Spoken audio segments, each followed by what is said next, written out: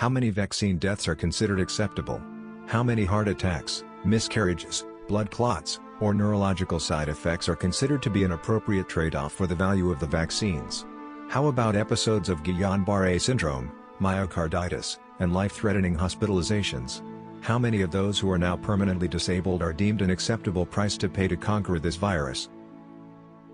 Listen to the personal stories of Massachusetts residents who have suffered disabilities, lost loved ones, lost jobs, and life savings following the COVID vaccines. This public testimony event was held in the Massachusetts State House on May 18, 2023. So I did a public records request.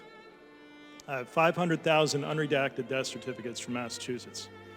Every cause of death, every person, all their names, their parents' names, where they're from, medical examiner's office number, everything. The VAERS record is of a 7-year-old girl from Massachusetts injected on January 13th. The VAERS record says, first injection, injected in 5 minutes, vomited for 8 to 10 hours thereafter. So they waited, and they gave her another injection. Severe abdominal pain, 103-degree fever, didn't have a bowel movement for 3 days. She was dead in 4.5 days. It's all facts. It's sworn to under oath in federal court, District of Massachusetts. After being told the vaccines were safe and effective and the persuasion of my doctor, I got the shots at 30 and 34 weeks while pregnant with her. Since discharge, though, for the last 2 years, she's had issues with growth and development. She's 2 years old and the size of a 1-year-old. She is always in the constant state of ketosis, which they cannot explain at Boston Children's. Her liver has started showing signs of dysfunction, which has unexplained reasons recently. Additionally, Lily also received an autism diagnosis a month ago. We have spent the last 2 years fighting for her health, where I'm gaslit by multiple doctors, specifically at Boston Children's. I had severe right-sided face, jaw tingling and burning, headaches, blurred vision, brain fog, body aches, nausea, and hot flashes. All of these continue to this day. I have a list of my own, 3 columns long. I am one person who knows all these people who have been affected by their vaccine. Was 17 years old. This is all Massachusetts.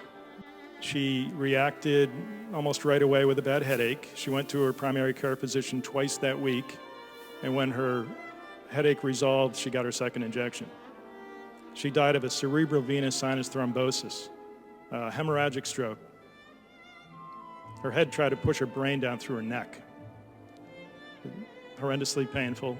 The brief report written by 6 doctors from Harvard Medical College, Beth Israel Deaconess Hospital, it's called Fatal Post-COVID mRNA Vaccine-Associated Cerebral Ischemia. They're telling you in the title that the death of this girl was caused by the vaccine that caused the stroke. It's in the title. In fact, it's in every paragraph of that report. As I said, I became injured on April 4th, 2022, and it was my second booster or 4th Moderna shot which did me in.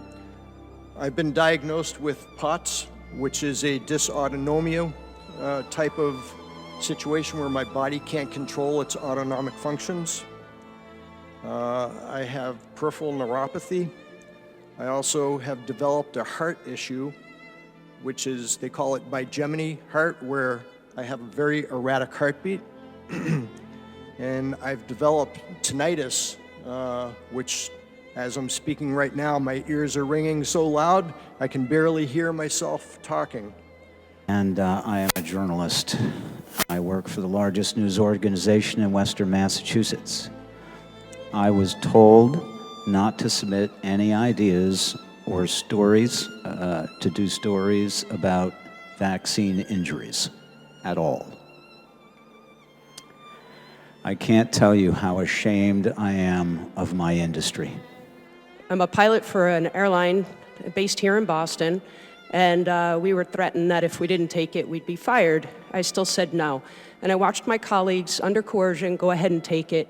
A couple of them have passed away. A couple of them can't get their medical now to work. The vaccine has killed a lot of people. In fact, from the data, I'll disclose with this, and I can stand behind this, and I'll swear to it in federal court. I already have. More than 4,000 people in Massachusetts alone have died from the vaccine. If you guys know me, you know where I get that number from. Cardiac arrhythmia, cardiac arrest, pulmonary embolism, acute post-hemorrhagic anemia, thrombocytopenia, the list goes on. Thanks for your time.